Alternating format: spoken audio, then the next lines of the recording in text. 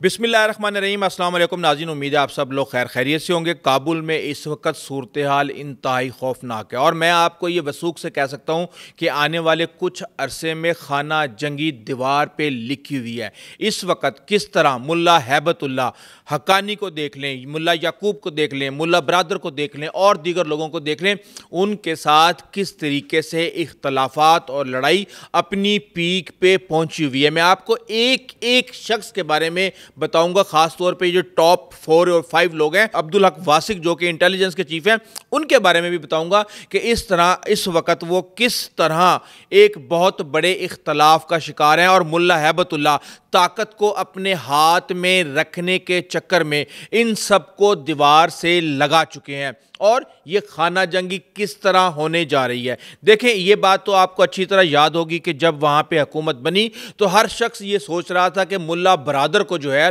वो वज़ीर आज़म बनाया जाएगा, क्योंकि मुल्ला बरादर वो शख्स हैं जो कि मुल्ला उमर के इब्तदाई साथियों में मौजूद थे और मुल्ला हैबतुल्लाह के भी टॉप 3 लोगों में से इनका शुमार होता था। अब जब हुकूमत बनाने का टाइम आया तो पता ये चला कि मुल्ला हसन अखुंद को वज़ीर आज़म बना दिया गया है और मुल्ला बरादर को जो है वो नायब वज़ीर आज़म बनाया गया है और एक और नायब वज़ीर आज़म उनके साथ मज़ीद जो है वो बना दिया गया है। अब लोगों ने जब इसको इन्वेस्टिगेट किया तो पता ये चला कि मुल्ला हैबतुल्लाह कभी और किसी सूरत भी किसी ऐसे शख्स को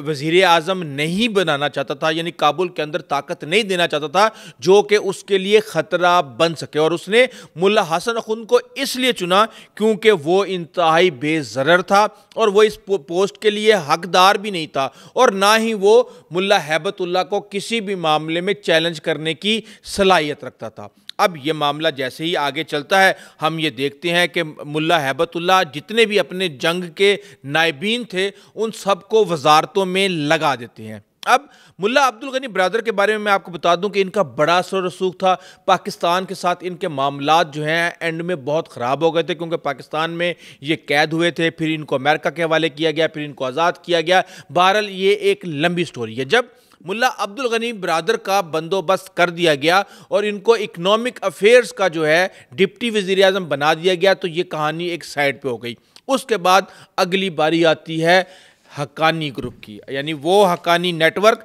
जो कि सबसे ताकतवर, जो कि इंटेलिजेंस से लेके सिक्योरिटी से लेके अमली कंट्रोल से लेके अस्करी लिहाज तक काबुल के ऊपर पूरा कंट्रोल रखता था। अब उसकी बारी आ गई और उसके बाद एक वक्त था कि ये समझा जाता था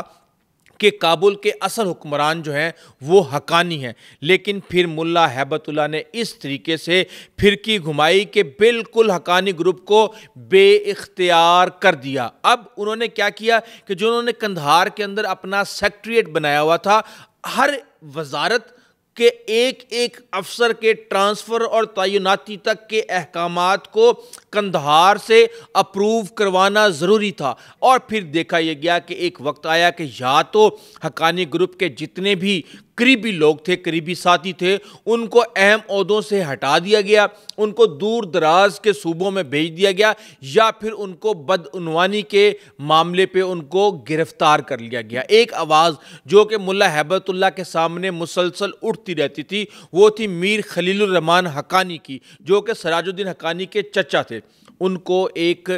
हमले के अंदर, ISIS के हमले के अंदर वो मारे गए। और उसके बाद हम ये देखते हैं कि अब इस वक्त तालिबान बहाना ये बना रहे हैं कि जनाब ये हक्कानी साहब जो हैं ये नरम हो चुके हैं, ये नरम हो चुके हैं और ये इनकी जो नरमी है ये तालिबान के सख्त गिर हुक्मरानी के लिए इस वक्त ख़तरा बन चुकी है और इस वक्त वो बिल्कुल दीवार से लगे हुए हैं। वो काफ़ी अरसा गायब रहे, उनके बारे में अफवाहें चलती रहीं कि शायद वो जो है मुल्क से छोड़ के भाग गए हैं। एक ख़बर ये भी आई थी कि उन्होंने सराजुद्दीन हक्कानी ने मुल्ला याकूब और दीगर चंद लोगों के साथ मिल के हुकूमत का तख्ता पलटने की कोशिश की, जो कि साजिश बाद में मुल्ला याकूब ने साथ देने से इनकार कर दिया। और अब इस वक्त सूरत हाल ये है कि ये सिर्फ़ और सिर्फ मुत्तकी से या किसी और से ये शिकवा करते हुए नज़र आते हैं कि जनाब जिन्होंने असल जहाद किया उनको बाहर बिठाया हुआ है और जो लोग पाकिस्तान में या बैरून मुल्क जो है इस दौरान बैठे रहे उनको इक़्तिदार दिया जा रहा है।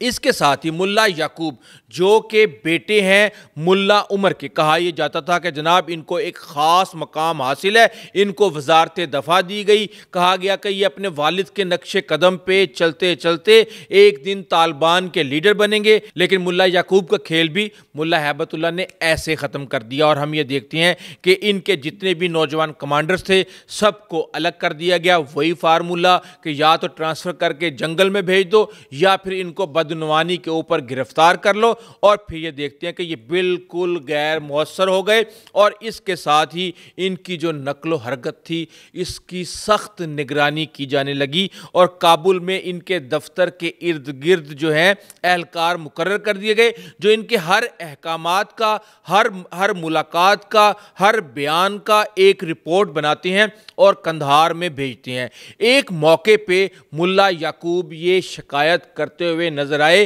کہ میں وزیر دفاع ہوں مگر ایک قیدی یا سپاہی کی طرح میری نگرانی کی جا رہی ہے، اور رفتہ رفتہ ہم یہ دیکھتے ہیں کہ ان کا اثر تقریبات، سرکاری تصویریں اور چھوٹی موٹی میٹنگوں کی حد تک رہ گیا ہے۔ انہوں نے کئی اپنے آرڈرز دیے تعیناتیوں کے، لیکن قندھار میں بیٹھے ہوئے لوگوں نے ان کے احکامات کو منسوخ کر دیا، اور جب کبھی انہوں نے کوئی عسکری تعیناتی کی اگلے دن ایک نیا آرڈر آ گیا کہ یہ جو ہے غلط فہمی کی بنیاد پہ یہ آرڈر ہو گیا تھا اور اس کو واپس لیا جاتا ہے۔ تو اب بات یہ ہے کہ جو ایک طالبان کے مستقبل سمجھے جاتے تھے وہ اب ایک علامتی وزیر بن چکے ہیں، اور ہم یہ دیکھ رہے ہیں کہ اس وقت ملا یعقوب جو ہیں انتہائی گہرے دباؤ میں ہیں۔ کیوں؟ کیونکہ ملا ہیبت اللہ نہ صرف اپنے مخالفین کو ختم کر رہے ہیں بلکہ اپنے جانشین کو بھی ختم کر رہے ہیں۔ اب بات ہوتی ہے انٹیلیجنس کے چیف ملا عبدالحق واسق گوانتانامو بے کے اندر یہ کافی عرصہ قید رہے۔ 2021 میں کابل کے سقوط کے بعد یہ اچانک جو ہے طاقت کے ایوانوں میں انہوں نے ابھرنا شروع کیا، ان کو وزارت انٹیلیجنس سونپی گئی۔ شروع میں انہوں نے پورے ملک کی نگرانی، مخالفین کو پکڑنا، چھاپے اور اس طرح کے کام کیے، لیکن ایسا ایسا ملا ہیبت اللہ کی گرفت میں یہ بھی آ گئے، اور کہا یہ جاتا ہے کہ اب ان کے ہاتھ میں کچھ بھی نہیں ہے۔ جتنے بھی ان کے قابل اعتماد افسر تھے ان کے تبادلے کر دیے گئے ہیں، بدعنوانی کے الزامات لگا کے ان کو گرفتار کر لیا گیا ہے، اور یہ اب اپنی جو ان کی وزارت ہے صرف اس کے ایک سربراہ کے طور پہ ہیں، لیکن جو فیصلے ہیں وہ کہیں اور سے آتے ہیں، اور جب کبھی بھی یہ ملا ہیبت اللہ کے کسی بھی بیان سے یا فیصلے سے اختلاف کرتے ہیں تو ان کو یہ طعنہ دیا جاتا ہے کہ یہ امریکہ سے قید کے اثرات ہیں، یعنی کہ مکمل طور پہ یہ قابل اعتماد نہیں رہے، اور اس طرح ہم یہ دیکھتے ہیں کہ یہ بھی گھر میں ایک شو پیس کی طرح رکھے گئے ہیں حکومت کے اندر تاکہ یہ لگے کہ ہاؤس جو ہے وہ آرڈر کے اندر ہے۔ لیکن اب آپ یہ سوچیں گے کہ اگر یہ سارے کے سارے فارغ ہو گئے ہیں تو اس وقت کنٹرول میں کون ہے؟ تو کنٹرول میں آپ کو بتا دیتا ہوں کہ ہدایت اللہ بدری اور ساتھ میں ملا ناصر اخند جو بدری ہیں وہ وزیر معدنیات ہیں، جو ملا ناصر اخند ہیں وہ وزیر خزانہ ہیں، نور احمد آغا جو ہیں وہ گورنر اسٹیٹ بینک ہیں، اور احمد جان بلال یہ سرکاری کمپنیوں کے سربراہ ہیں۔ یہ چاروں افراد جو ہیں کابل کی بجائے قندھار سے براہ راست احکامات لیتے ہیں اور تمام مالی، انتظامی اور کاروباری فیصلے قندھار سے ہی کرواتے ہیں۔ اور اس کے ساتھ ہی ہم یہ دیکھتے ہیں کہ اگر گورنرز کی بات کی جائے تو ملا شیری کو گورنر قندھار لگایا گیا ہے، یوسف وفا کو گورنر بلخ لگایا گیا۔ کیوں بلخ کا اس لیے امپورٹنٹ ہے کہ اگر آپ نے اس سائٹ کے اوپر مزار شریف اور دیگر علاقوں کو کنٹرول میں رکھنا ہے اور ازبکستان اور آذربائیجان کے اندر بیٹھی ہوئی جو ان کی اپوزیشن ہے اس کو کنٹرول کرنا ہے تو بلخ جو ہے وہ انتہائی اہم ہے۔ اور اس کے ساتھ ہی ہمیں دیکھتے ہیں کہ مولوی طالب جو کہ قندھار کے فوجی کمانڈر بھی ہیں اور ہیبت اللہ کے ذاتی محافظ دستے کے یہ سربراہ بھی ہیں، یہ وہ لوگ ہیں جن کی مرضی کے بغیر نہ تو کوئی پالیسی بن رہی اور ان کی فیصلوں میں شمولیت کے بغیر کوئی فیصلہ بھی اس وقت نہیں ہو رہا۔ اور ہم یہ دیکھ رہے ہیں کہ اس وقت جو بنایا گیا تھا کہ جی پورا سٹرکچر بن گیا ہے اور وہاں پہ وزیر بھی ہیں، نائب وزیر بھی ہیں، مشیر بھی ہیں، محکموں کے سربراہ بھی ہیں، اب یہ سب کا سب ایک خالی ڈھانچے کے اندر تبدیل ہو چکا ہے۔ کاغذ قندھار سے آتا ہے، اس کے اوپر کابل میں سٹیمپ لگا دی جاتی ہے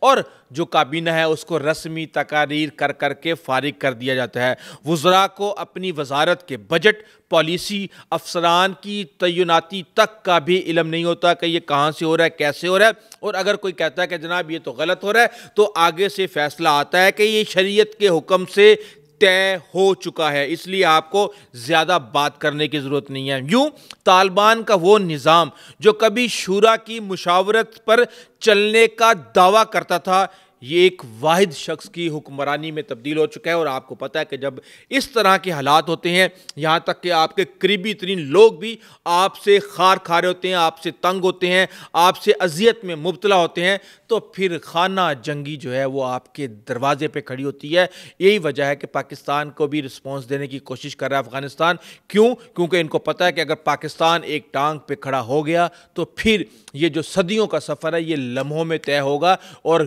رجیم چینج جو ہے افغانستان کے اندر وہ پھر کوئی زیادہ دور نہیں ہوگا۔ اور ویسے بھی اب خبریں یہ آ رہی ہیں کہ پاکستان نے کہہ دیا کہ وہ مہاجرین جن کو افغان طالبان سے خطرہ ہے وہ پاکستان کے اندر ان کو نہیں واپس بھیجا جائے گا، ان کو پاکستان میں رکھا جائے گا۔ تو اب آپ یہ سمجھ سکتے ہیں کہ پاکستان کے اندر کیا افغان طالبان کی اپوزیشن اکٹھی ہونے جا رہی ہے، کیا ان کو کوئی پولیٹیکل آفس دینے جا رہے ہیں۔ یہ وہ سوالات ہیں جو افغان طالبان کی راتوں کی نیندیں حرام کی ہوئی ہیں۔ اس حوالے سے آپ کو اپڈیٹ کرتے رہیں گے۔ ابھی تک کے لیے اتنا ہی، آئندہ تک اجازت دیجیے۔ اللہ حافظ۔